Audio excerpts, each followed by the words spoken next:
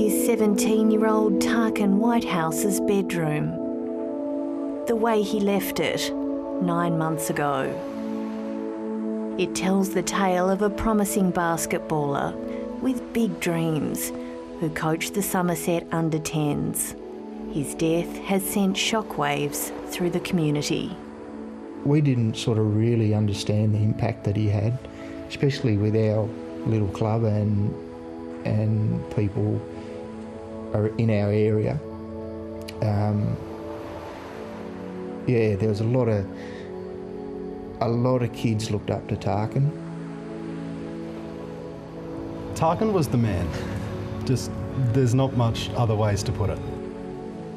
Like, you went there, you watched Tarkan, you didn't really care. Like, I'm a Burnie boy, but like, I went for Somerset because of Tarkan. Like, just seeing him like play basketball was actually very entertaining. For his teammates and friends, Tarkan's death has been life-changing. A wake-up call to talk about mental health and take it more seriously. His death has really just like made us all sort of think about, like, have we got mates, like other mates that are struggling? Can we help them? What can we do to help our mates? Like, because it affects all of us and it hurts like all the time and it hurts more and more.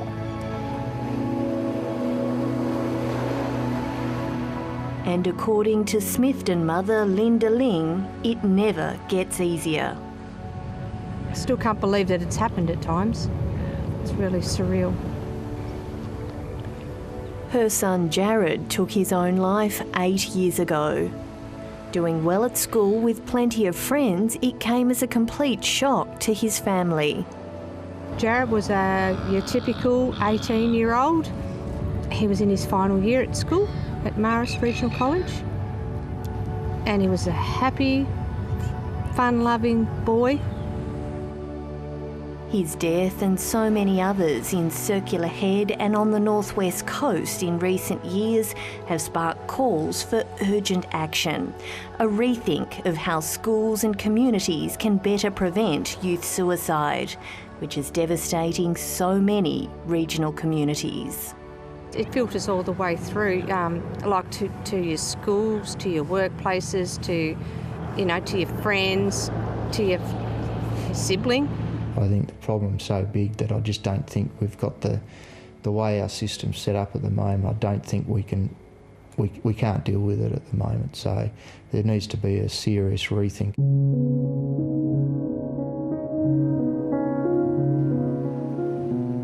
Suicide is the leading cause of death amongst young people aged 15 to 24. Rural Health Tasmania's Robert Waterman says statistics for youth suicide in the northwest are difficult to access. But in his opinion, it's the biggest issue facing the region.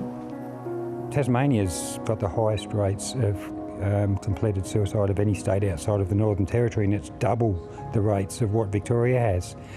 And it's got to stop. We've just got to do more. We've got to have a look at our systems and we've got to do something about it. The most recent data for the state as a whole showed 108 deaths from suicide in 2019, compared with 78 in 2018, an increase of nearly 40%. 15 to 19-year-old boys are 3 times more likely to die by suicide than girls. Tarkan Whitehouse's suicide wasn't his first attempt. The family struggled for years to access mental health services, but were passed around in a system they say is hard to navigate and chronically underfunded. And for young children, it takes a lot of energy and a lot of courage to first step out, into a doctor's surgery office and talk about these things, especially for young boys. And then there's a wait. The services, they're just stretched beyond, I suppose, what our needs are now. Many health professionals here in the Northwest will tell you there's a missing middle when it comes to mental health services. Organisations like Headspace provide counselling for young people aged 12 to 25, and then there's the hospital setting for acute patients. But when it comes to ongoing specialist support, access can be difficult, with some young people waiting up to 6 months to see a psychologist. I closed my books about November last year, and it's now July, or nearly July, and I haven't been able to open my books again. And that's not just my own experience. I don't even know who to refer new clients to, new referrals to, because all of the psychologists are just so overwhelmed.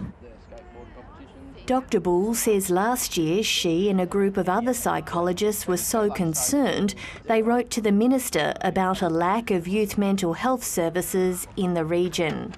She says the Child Adolescent Mental Health Service cannot meet demand. At the moment they don't have a psychologist on their team, they haven't had for quite some time, so they then refer to us back in the community.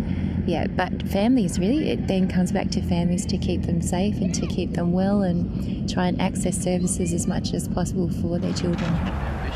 Some of those families have banded together to push for more proactive mental health programs in the community, like the drop-in skate school. It's only been operating on the northwest coast for 6 months, but founders Aaron and Kyle Crawford are already seeing change. A lot of kids don't have an outlet. Well, I don't think they have an outlet.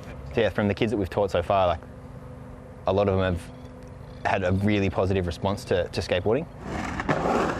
They're now lobbying for funding to build an indoor skate park in East Devonport, a safe and friendly environment for young people who are struggling. There won't be bullying, there won't be violence, drugs, alcohol, none of that outside negativity. It's walking in, pos vibes, good times and skateboards.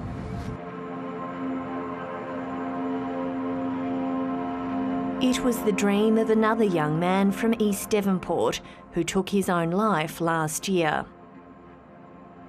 Daniel Cameron's mum Lynda is right behind the plan. What we're really hoping is just to connect these kids with a sense of purpose and a sense of no longer being hopeless and helpless, sense of identity, and identity outside of perhaps if they're not succeeding so well at school. So a difference, I guess, with our environment is that our classrooms and ratios are smaller than a typical school. So for those who have disengaged with school, alternate education models with a strong focus on mental health are making a difference. The Indie School opened in Devonport in March last year.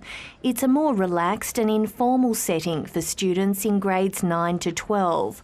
The staff to student ratio is 1 to 12. And I think the way our school is set up, an alternative model such as ours, having a quieter, smaller, more intimate environment where it's more opportunities to form positive relationships with staff makes a significant difference. The school's capped at 70 students and has been so successful it's expanding to Burnie next year. We had 2 young boys that attended Year 7 at the start of Year 7, Term 1, and didn't walk back into a school setting again until Year 10, halfway through Year 10 with us. These boys now, their attendance is up to around over 90%. They have school-based traineeships. 16-year-old Nikita Paul struggles with anxiety. The inclusive environment has helped her re-engage with school after previously struggling to get out of bed. It doesn't feel like a school, like it's a calm, chill environment, and like we can wear what we want and just be ourselves and don't have to worry, like whereas a normal school you kind of are anxious about what people think.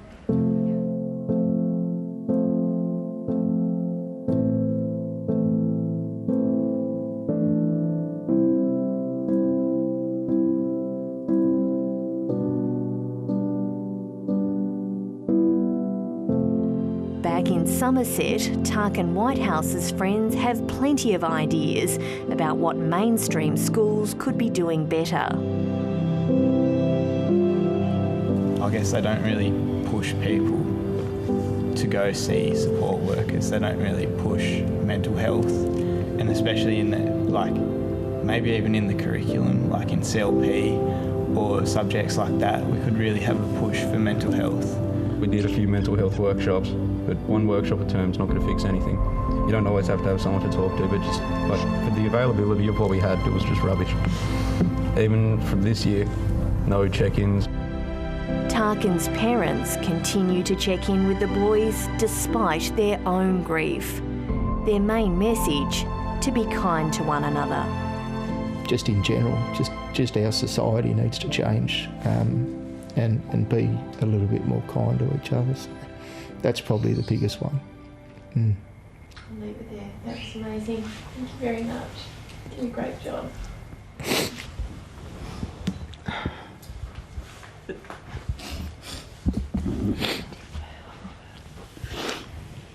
Really well. You did so well. He'll be so proud of you. And if you or anyone you know needs help, you can contact Lifeline or Beyond Blue.